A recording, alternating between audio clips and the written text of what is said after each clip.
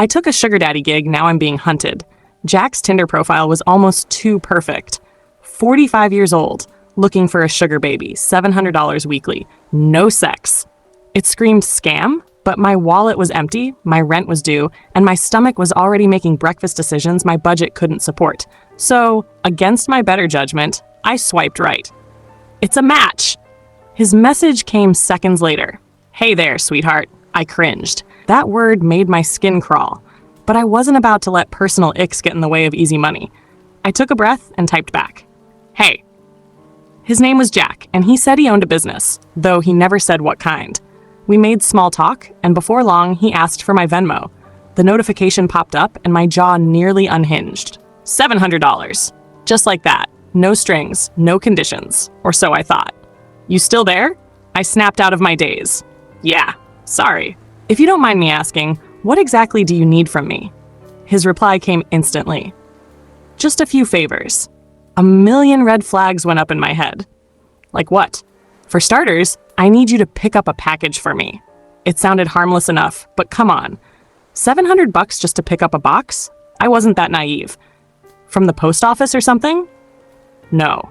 I'll send you the address, but not through Tinder. You got Kik? Or you can give me your number. Kik? What was this? 2011? I gave him my number, and a minute later, my phone buzzed. 2 addresses, one for pickup, one for drop-off. I'm not home right now, but there's a key under the blue flower pot. Let yourself in. Put the package on the coffee table, and lock the door when you enter. Then lock it again when you leave.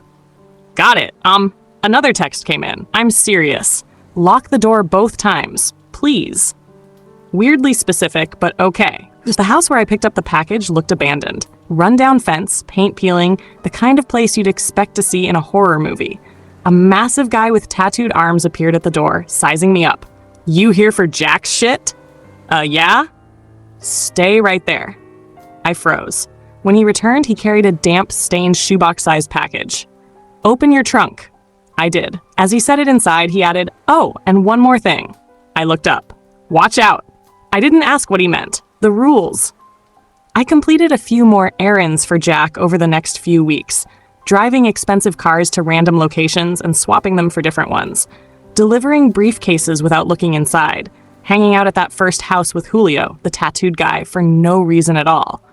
Altogether, I made around $30,500. Then Jack sent me a new request. I need you to spend the night at my house. $1,000. I had never met him in person, never seen his face outside of Tinder, but money was money. He left a list of rules for me on the dining room table. 1. Lock the door when you come in. 2. Only answer calls from Marvin. 3. Don't turn on any faucets between 9 p.m. and 11 p.m. 4. Don't open the door for anyone, no matter who they say they are, after 10 p.m. If the closet door at the end of the hall is open, sleep in the library. If closed, sleep in any bedroom. 6. The gardener comes at midnight. If he starts knocking on the windows, hide. 7. Turn the TV on and let it play static through the night. Forget to do this. 8. Help yourself to anything in the fridge. I'll pay you in the morning. Good night. I followed every rule to the letter. At 10:16, the doorbell rang. It's the police. Open up. I froze. Hello? It's the police. Open up or we're coming in. I didn't move. Silence. Then, another knock. Hey, it's Jack.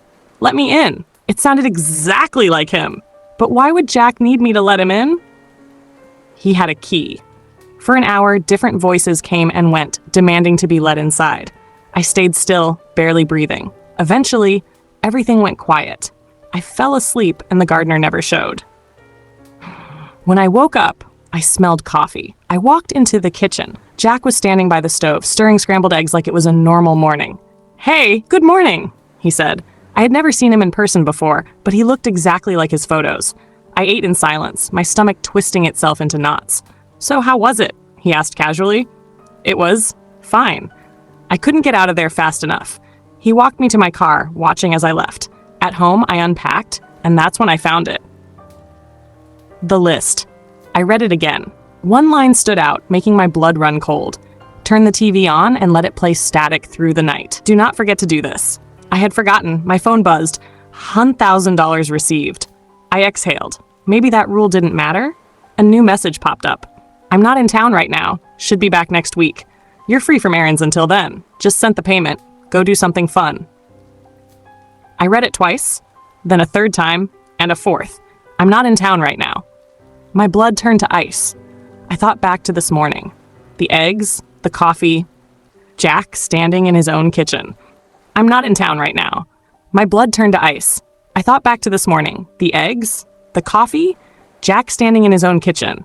I'm not in town right now. My phone buzzed again, from an unknown number.